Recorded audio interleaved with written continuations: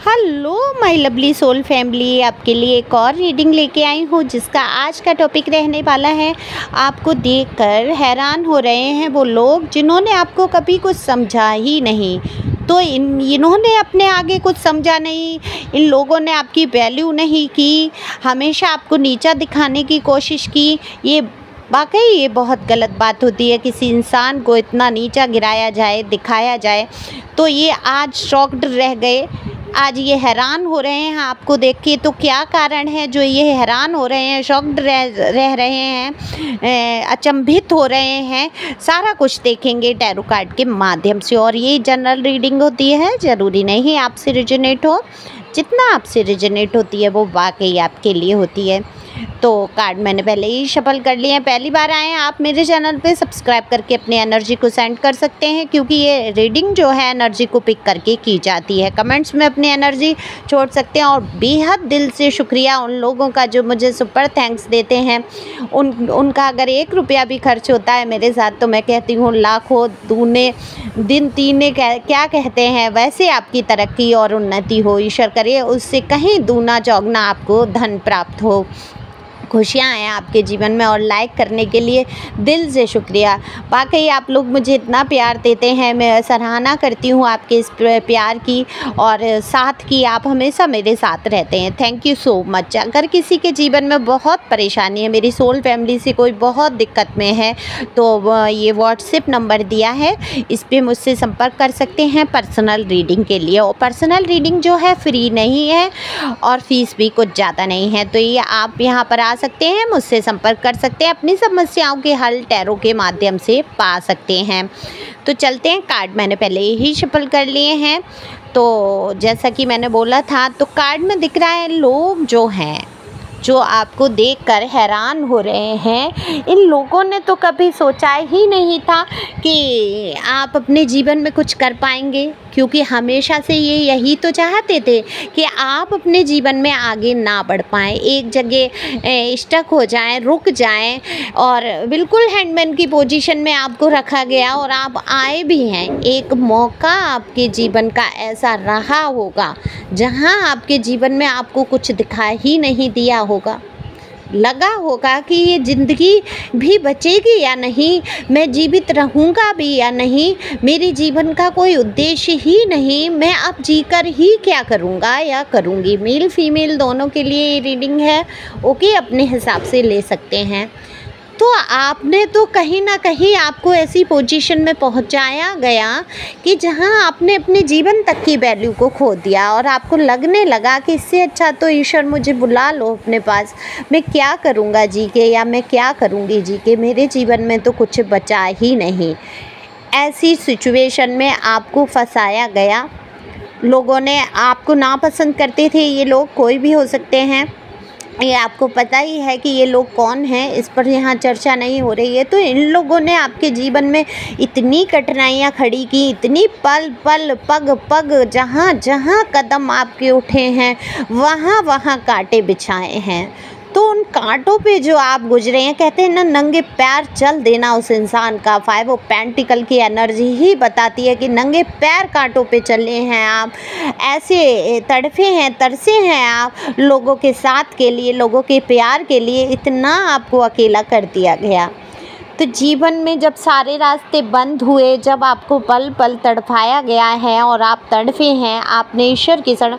अच्छा, क्या करेगा इंसान, एक पोजीशन जब ये आ जाती है, जब आपका जीवन ख़त्म और नष्ट ही हो जाता है, आपको कोई रास्ते नज़र नहीं आते हैं, तब क्या होता है? या तो इंसान बिल्कुल डिप्रेशन में जाता है, एंजाइटी में चला जाता है, सोचने समझने की क्षमता खो देता है, या बहुत स्पिरिचुअल एकदम ईश्वर की शरण में ही चला जाता है। तो ये आपकी, मैं ये कहूँगी, ईश्वर की ही कृपा रही आपके ऊपर कि आपने डिप्रेशन में जाते जाते अपने आप को बचाया और आप ईश्वर की शरण में गए, ईश्वर को सौंप दिया। आप रोए हैं, देखो यहाँ मैं देख पा रही हूँ, आप रोए हैं भगवान के आगे बैठे हैं। देखो ईश्वर, अल्लाह, जीसस, जो भी हैं उनके सामने आप रोए हैं, आपने प्रार्थनाएं की हैं, बस ईश्वर मुझे उभार लो, अब बस, अब बहुत हुआ ईश्वर, अब नहीं। ऐसी प्रार्थनाएं, ऐसा दुख, ऐसे आंसू आपने ईश्वर के सामने बहाए हैं। तो वो जो आंसू हैं आंसू कभी व्यर्थ नहीं जाते ईश्वर के सामने बहाए हुए, कभी भी। आप ये जान लीजिए कि ईश्वर ने जो आपका साथ दिया है, संसार का कोई व्यक्ति कहीं साथ दे ही नहीं सकता। तकलीफ़ें आई, ठीक है, तकलीफ़ें आई, परीक्षाएं ली। कुछ लोग कहते हैं अगर ईश्वर हैं तो हमारे जीवन में इतनी तकलीफ़ क्यों, इतने कष्ट क्यों। पर ये मुद्दा आज यहाँ वीडियो का नहीं है, लेकिन संक्षेप में बता दूं कि ईश्वर भी परीक्षाएं लेते हैं घोर कठिन परिस्थितियों में। देखो, अगर आपके जीवन में सुख आ जाते हैं, आप जिससे प्रेम कर रहे हैं वो भी आपसे प्रेम कर रहे हैं, आपको सारे लोग सम्मान दे रहे हैं, मान दे रहे हैं, तो कहीं ना कहीं अहंकार उपज जाता है, आप खुद को ही श्रेष्ठ समझ बैठते हैं और फिर आपका उतना ध्यान ईश्वर की तरफ नहीं जाता। तो आप आए क्यों हैं संसार में? मुक्ति का मार्ग खोजने। और ईश्वर बिल्कुल नहीं चाहते कि आपके और उनके बीच में, मुक्ति के मार्ग में कोई बाधा बने। तो हर उस इंसान के प्रति आपको दुख मिल जाता है जिससे आप बहुत ज़्यादा प्यार करते हैं। तो आपने देखा होगा कि जीवन में आपने जिसके साथ जो किया, हर किसी का साथ आपने दिया और उसी इंसान ने आपके साथ धोखेबाजियाँ की हैं। तो बिल्कुल ईश्वर नहीं चाहते कि आप इस भव सागर में अटक के रह जाएं, क्योंकि आप तो प्रार्थनाएं की हैं आपने प्रभु से। आपने तो हमेशा से वादा किया था, जन्म जन्मांतर से वादा करते आए हैं आप कि हे ईश्वर, मैं इस जन्म से इस बार उबार दो ईश्वर और मैं आपकी ही शरण लूँगा। लेकिन हुआ क्या है, आप भूल गए, रंगमंच में आ गए, दुनिया के संसार में आ गए, आप इसमें लिप्त हो गए और आप ये वादा भूल बैठे। तो ईश्वर आपको याद दिलाने के लिए ये कष्टों को उत्पन्न करते हैं। तो आपने जैसे जैसे कष्ट उठाए और आप मजबूत बनते चले गए, आप मजबूत हुए, आपने हर कदम मजबूती से उठाना शुरू कर लिया।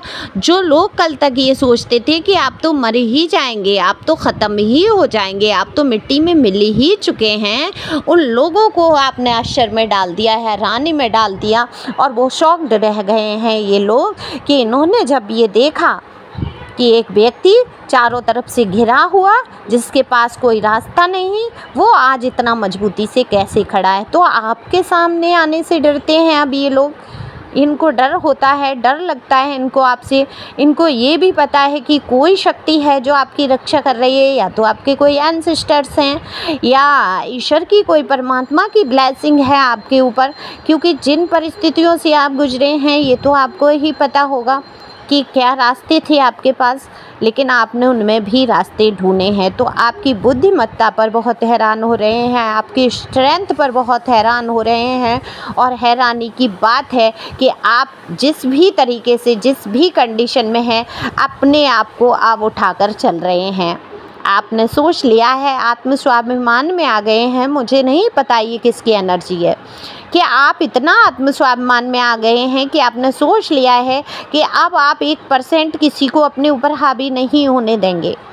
सामने वाला अब आपके ऊपर हावी नहीं हो सकता। देखो, आप जब तक डरते हैं तब तक आपको डराया जाता है, तब तक इंसान आपके ऊपर चढ़ के आता है। और जिस दिन आपके मन से वो भय निकल जाता है उस इंसान का कि ये इंसान तो कुछ कर ही नहीं सकता, इंसान के हाथ में तो कुछ है ही नहीं, कराने वाले मेरे प्रभु और करने वाले मेरे प्रभु और सहने वाले भी मेरे ही प्रभु। क्योंकि आपके शरीर में आपकी जो अंतरात्मा होती है उसमें ईश्वर ही विराजमान होते हैं। देखो, हम चारों तरफ खोजते फिरते हैं भगवान भगवान, यहाँ वहाँ वहाँ, ये ठीक है, बने हैं स्थान, बने हैं मंदिर, बने हैं मस्जिद बनी है, चर्च बने हैं, बिल्कुल ये पवित्र स्थान बने हैं जहाँ पर आप मन की सुकून और शांति और ईश्वर का ध्यान कर सकते हैं। लेकिन ईश्वर तो स्वयं आपके अंदर विराजमान है। कितने ही लोगों के जीवन में ये समस्याएं खड़ी कर दी, पूजा पाठ नहीं करने देंगे, मंदिर नहीं जाने देंगे, मस्जिद नहीं जाने देंगे, चर्च में नहीं जाओगे, तुम गुरुद्वारे नहीं जाओगे, तुम सत्संग नहीं करोगे, तुम ये नहीं करोगे, वो नहीं करोगे। लेकिन हुआ क्या है, आपका सत्संग तो, आपके ईश्वर तो आपके अंदर ही विराजमान है। ये कहीं ना कहीं आपने जाना, और यही है स्पिरिचुअलिटी। आप समझ रहे हैं ना, आध्यात्मिकता जो है यही, और आपने आध्यात्मिकता का पाठ पढ़ा है, बस आपने आँख बंद की और अपने ईश्वर से संपर्क कर लिया। यही तो प्यार है ईश्वर का। तो यही करना है आपको, यही सीखना है, यही जानना है आपको जीवन में। यही आपने अगर सीख लिया तो आपका तो कोई कुछ बिगाड़ ही नहीं सकता। और ये हिम्मत जो है आपको पल पल आती रही है, क्योंकि आपने जितने कष्ट उठाए हैं उतने ही आप मजबूत बने हैं। तो ये इनको हैरानी में डाल देता है कि हम लोग इसको इतना परेशान करते हैं, इतनी समस्याएं खड़े करते हैं, और ये हर बार मजबूत बन जाता है, हर बात के लिए उत्तर होता है, हर बात के लिए ये खड़ा होता है। तो आपने डरना छोड़ा है, और जिस दिन आपने डरना छोड़ा है आपके जीवन से कई कष्ट कम हो रहे हैं। देखो, एक तो सबसे बड़ी बात है कि आप दूसरे को अपना मानना छोड़ दो और उम्मीद कि कोई मेरे काम आएगा, ये जिस दिन आपने छोड़ दिया उस दिन आपके जीवन के आधे कष्ट ख़त्म हो जाते हैं। जब कोई अपना नहीं है तो कोई भी भौंकता रहे, कहता रहे, बोलता रहे, मेरे ऊपर क्या प्रभाव पड़ने वाला है। किसी पराई की बातें क्या हम सुनते हैं? क्या हमारा दिल दुखता है? नहीं। यही बहुत कुछ आपने ये परिवर्तन किया है। वाकई आप तारीफ़ के काबिल हैं। कष्ट आपने बहुत उठाए अपने जीवन में। आपके कष्टों का कब निवारण होगा, कैसे होगा? अगर ज़्यादा संख्या में इस बात पे कमेंट्स आए तो बिल्कुल मैं इस पे वीडियो बनाऊंगी कि ईश्वर की क्या ब्लेसिंग है आपके लिए। तो ये लोग तो हो रहे हैं हैरान, आपको देख देख के आप आगे बढ़ रहे हैं। हो सकता है आपको कोई ऐसी उन्नति ना मिली हो, जॉब अभी ना मिली हो, या कुछ काम आपके ना बने हो, लेकिन जल्द ही सारे काम बनने वाले हैं। आप इन लोगों को बिल्कुल हैरानी में डालने वाले हैं, और ये अभी से इतना हैरान हो रहे हैं तो सोचिए आगे चल के कितनी हैरानी होगी इनको। वाकई ये सिर धुनेंगे किसी दिन बैठ के कि इन्होंने क्या कर दिया, इन्होंने क्या खो दिया अपने जीवन से और क्या पा लिया। बिल्कुल ऐसे लोगों को सबक तो मिलता ही है। आप जैसे अच्छे इंसान के साथ इन्होंने बहुत बुरा किया है, तो शॉक्ड रह जाएंगे, हैरान रह जाएंगे। तमाम तरीके की मुश्किलों का सामना भी ये लोग करेंगे जिन्होंने कभी आपको पसंद नहीं किया, समझा नहीं। कुछ भी आपके जीवन में परेशानियों के अंबार जो लाकर खड़े किए, उसको ये अब नहीं कर पाएंगे, क्योंकि आपके अंदर ये इतनी मजबूती पैदा कर चुके हैं और ये ही कर चुके हैं। इनका कहीं ना कहीं शुक्रिया अदा करिए आप कि अगर तुम ना होते तो मेरे जीवन में ये इतनी मजबूती नहीं आती, या मैं अपने आप को नहीं समझ पाता या समझ पाती। तो खुश रहें, मस्त रहें, आगे बढ़ते रहें। Thank you for watching my channel. Thank you angel, thank you God, thank